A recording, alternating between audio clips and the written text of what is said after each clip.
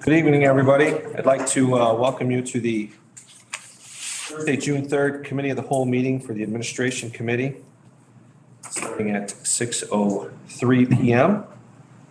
We'll start with the roll call. Carl Johnson. Here. Sherry Gieske. Jonathan Van Laar. Here. Dave Wiltsey. Here. Ray Larson. Here. Steve Schabacher. Here. Jeff Carlisle. Here. Ryan Curry. Here. Bill Robertson. Here. Sherry Bartelt. I'm here. Rodney Riley. Here. Freddie De La Trinidad. Here. Next up, I'd accept a motion to approve the May 13th Committee of the Whole Finance meeting minutes. So moved. Second. Motion by Mr. Carlisle, seconded by Mr. Schabacher. Any discussion? All in favor, say aye. Aye. Opposed? Motion carries. Next up, I'd like to amend the agenda to move the executive session to just after public comment. So we'll make it, 5.5. And that executive session will be for real estate acquisition or sale of real estate, correct? Yes, and risk management information. So risk management and sale of real estate, Yes. okay? I have a motion to approve the agenda as amended. So moved. Motion by Mr. Carlisle. Second. By Mr. Wiltsey. Mr. Chairman, are we going to clear the room for this, or are we going to a different room? Executive session will clear the room, correct, when we go to that. Okay.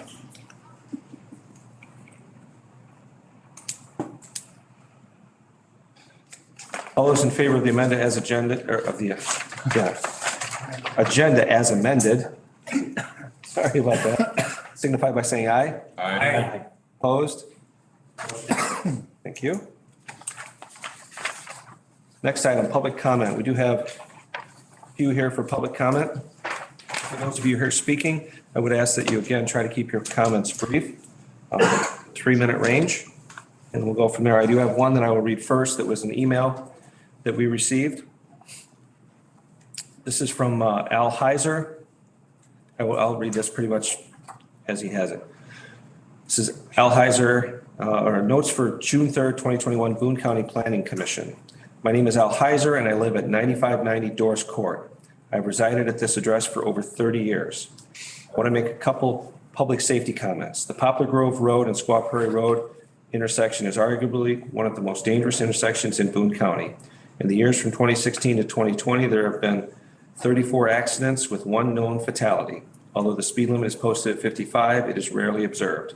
Boone County Sheriff's Department is understaffed as it is to expect law enforcement to readily respond in a timely manner to incidents involving participants of events at this venue is not realistic. The Sheriff's Department consistently operates with just 4 deputies on duty 70 to 80% of the time. These deputies are responsible for 288 square miles. Adding venues, mixing in alcohol in today's unpredictable society just adds burden on an already undermanned Sheriff's Department. Thank you for listening to my comments and concerns. Thank you for your time. I do not want to squelch people's hopes and dreams. However, I'm moved to the country for peace and quiet. With this potential business, I feel we will lose that.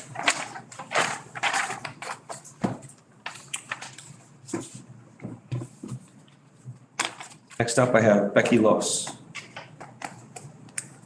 Would please, when you do come to the podium to speak, please state your name and address for the record.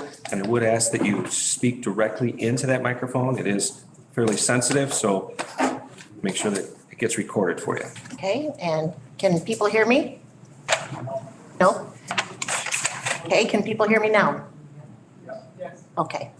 My name is Becky Los and I live at 9504 Denver Drive with my husband, Mark. I, along with many of my neighbors, are here tonight to ask the County Board Committee to listen to our concerns regarding putting an outdoor event venue near our residential area.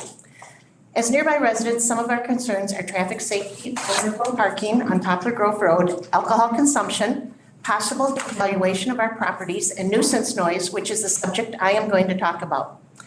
If this special use permit is granted, we understand that the business owner would have to adhere to the Boone County's noise ordinance, which in a condensed definition states, no nuisance noise should be heard greater than 500 feet from the property. This takes effect Sunday through Thursday, 10 p.m. to 7 a.m., and on Friday and Saturday, 11 p.m. to 7 a.m. Mr. Ojeda has stated he is hoping to host seasonal outdoor events on the property, which from our understanding could be weddings, birthday parties, graduation parties, family reunions, and other celebratory events. The amplified noise that will be generated from these events will be heard by many neighbors in the area. We understand the noise ordinance, but the noise at night is not the only thing we are concerned about. We very well could be subjected to loud noise during the day in our usually quiet neighborhood. For example, on Easter Sunday, my family was outside and we could hear the music from Mr. Ojeda's house very clearly. My house is 1,800 feet northeast of Mr. Ojeda, but due to a prevailing southwest wind and an open flat field, the sound carried very easily from his house to my house. My nephew, who lives approximately 1,800 feet east of Mr. Ojeda, said that there are times he can hear people talking in Mr. Ojeda's yard. Needless to say, if we can hear music and talking very clearly from 1,800 feet, then it is obvious that the noise from this venue will most definitely become bothersome at all hours of the day and night. Let's compare this proposed event venue to an already existing event venue in Boone County, the McEachran Winery on Wyman School Road. They host events such as what Mr. Ojeda is proposing. The big difference is the location of where these two properties exist. The number of homes within a half-mile radius from the proposed property on Poplar Grove Road is 55 homes. The McEachran Winery on Wyman School has 3 homes within half a mile. And let's take this a little further. The Poplar Grove Road site has 323 homes within a 1-mile radius. The McEachran Winery has only 21 homes. The number of households in close proximity to these venues is a drastic difference. The amount of traffic on Poplar Grove Road and Wyman School Road is a drastic difference. The impact of Mr. Ojeda's proposed business on his neighbors will have a negative effect. We understand his desire in wanting to start a business, but we feel he did not take into account that this is a residential area that houses many people who bought their homes 10, 20, 30, and even 60 years ago. We choose to live in this area because it is quiet and peaceful, and many of us have raised our families here. When considering the special use permit, you as a committee will need to do your due diligence and weigh the advantages and the disadvantages of this proposal. We are asking the committee to please take into consideration that there are hundreds of people who live nearby, and we really want our neighborhood to remain as it is, quiet, peaceful, and safe. Thank you. Thank you very much.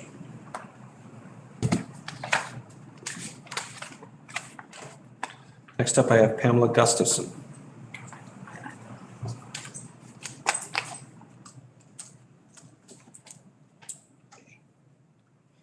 My name is Pamela Gustafson. I reside at 9637 Poplar Grove Road. I've lived there for 48 years, and we moved there because of wanting some land. I have 8 acres, and the peace and quiet. It's very, very quiet there, and the residents would like to keep it that way. I have worked over 25 years on trying to make the intersection of Poplar Grove Road and Squaw Prairie Road a safe intersection. I am already concerned about traffic. We have lots of traffic. Now, I'm concerned that this venue will add more traffic and possibly accidents.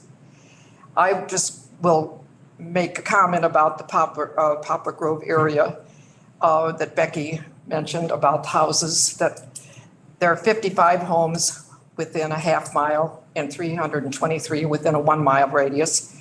And the winery on Wyman, 1970 Wyman, has 3.5 mile and 21 in a 1 mile. I believe Poplar Grove Road is not an appropriate location for the special use business permit. Thank you very much. Thank you. Next up, looks like Mark Glos for Alheiser. Is that? Is that what I already read? Okay, thank you, sir. Beth Turek.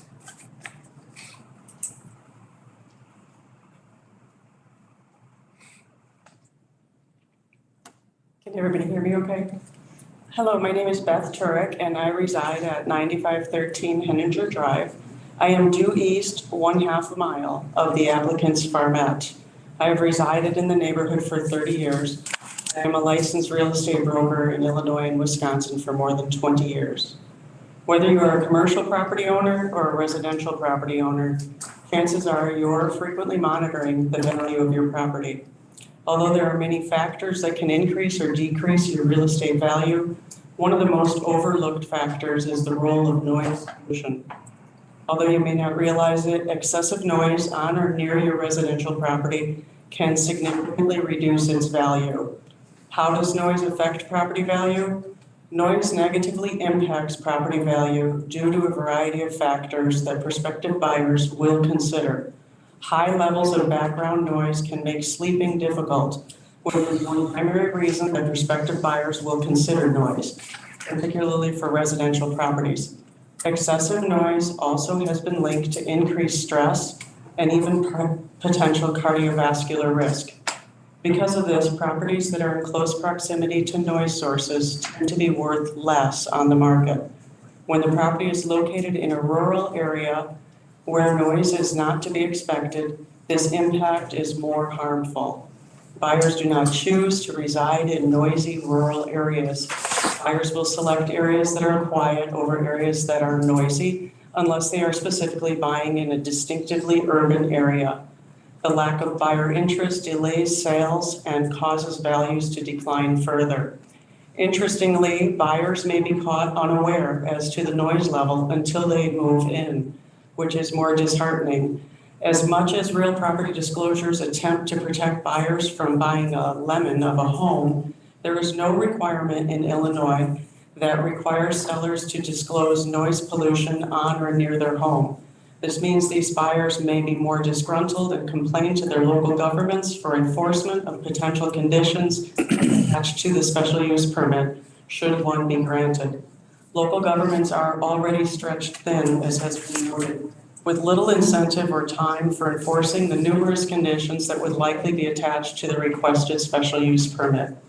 In closing, for many families, their primary asset is their home, and accordingly, they need to protect the hard-earned value of their home. And that is just one of the reasons these residents have attended tonight. This and the fact that they would like to be able to sleep quietly, as they have for 30 or more years in their quiet neighborhood. When these residents made this area their home, they made it their neighborhood, and they anticipated the goals and the vision of the county would support them, specifically that the Boone County Comprehensive Plan would guide future growth. The comprehensive plan shows the subject area of the applicant's property as planned for a traditional neighborhood. The applicant's request, were it successful, causes undue harm and an adverse burden on the current established neighborhood residents. Thank you for your time. Thank you. Next up, I have Toria Funderburg.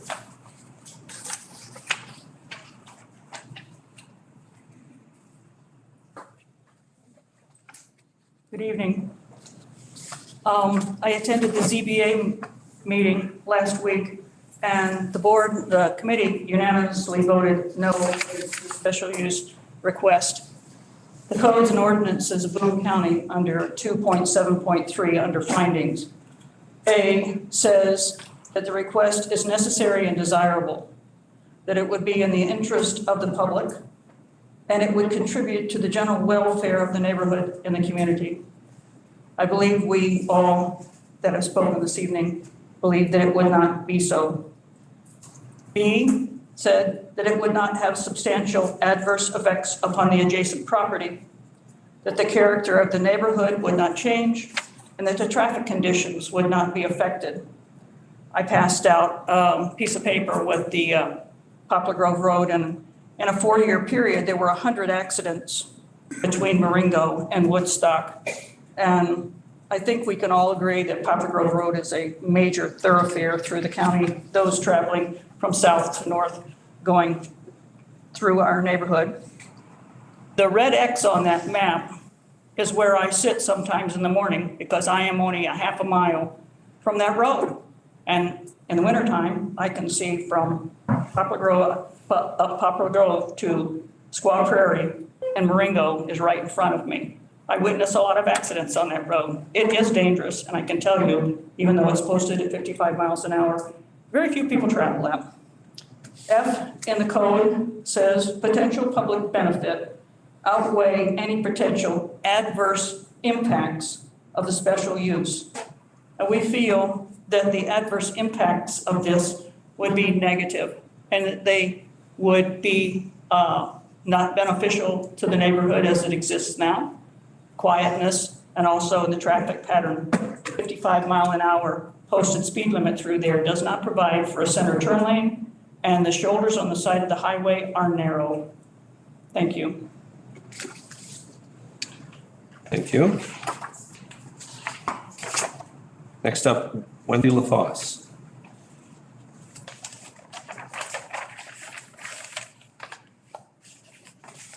Johnson, you know that I have a tendency to be a little long-winded, so maybe at the 2.5-minute mark, you would wave me on, because you have quite a night ahead of you. I would gladly do so. Thank you. That's just a reminder, if you might want to pull that microphone down towards you a little bit so that you Sure. can, Usually, as a former teacher, my voice has never been a problem. we're more worried about making sure it gets recorded. Okay, did this work? Great. My name is Wendy LaFosse. I live at 523 Gaynor Street. I'm speaking tonight about the precinct redraw that the county board has been covering over their last 3 meetings. It started at the meeting of the finance where Sherry Bartelt noted that there was a statute that the county hadn't been following for quite some time that said that the state requires shall have precincts the size of the best case number being 500, with a maximum number being no more than 800. And that the June meeting of the county board is where precincts should be redrawn.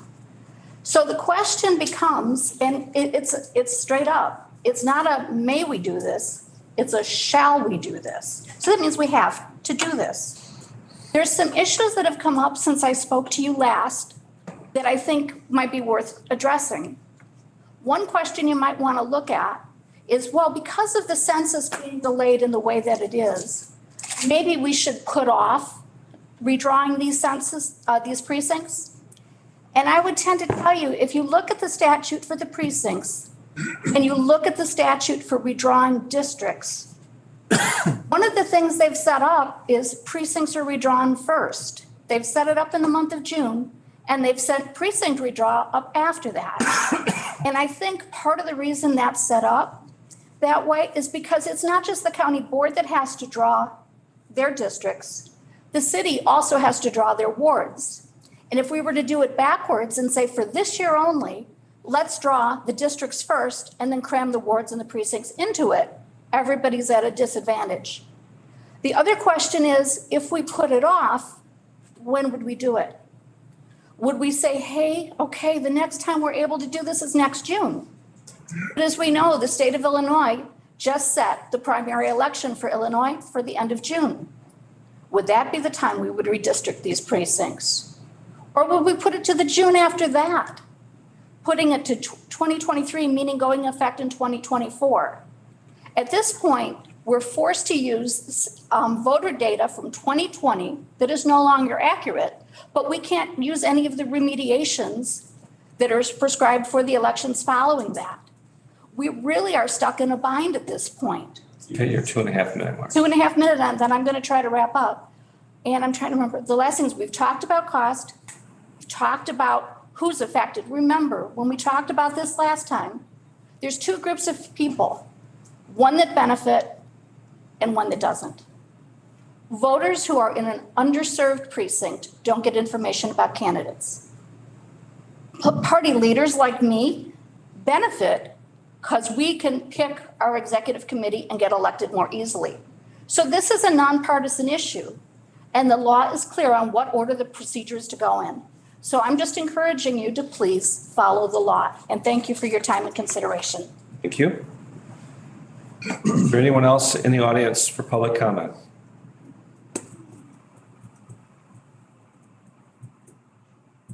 Okay, seeing none.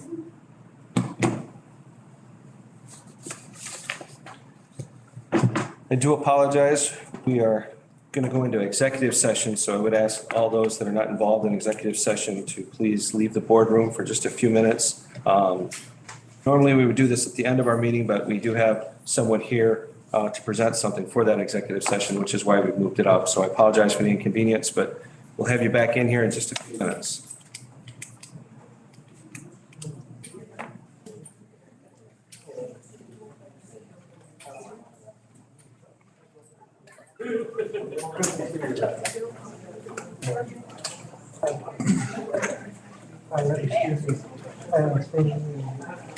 Hey, Dan, we're okay with people.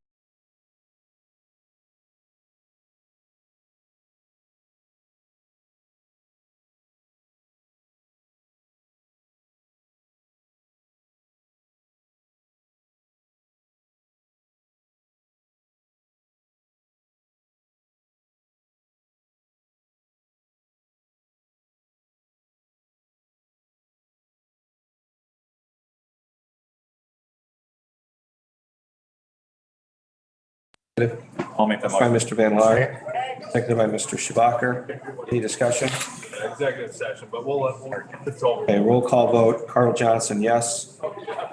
Jonathan Van Laar. Yes. Dave Wiltsey. Larson. Aye. Steve Schubacher. Jeff Carlisle. Yes. Ryan Curry. Ryan Curry. Ryan, say yes. Ryan. Ryan Curry, say yes. Hold that door yet. Say yes. Say yes. Yes. Hold that door. Don't close it yet. Don't close it yet. Bill Robertson. Yes. Sherry Bartelt. Yes. Rodney Riley. Yes. Freddie De La Trinidad. Yes. Motion carries. We're in executive session.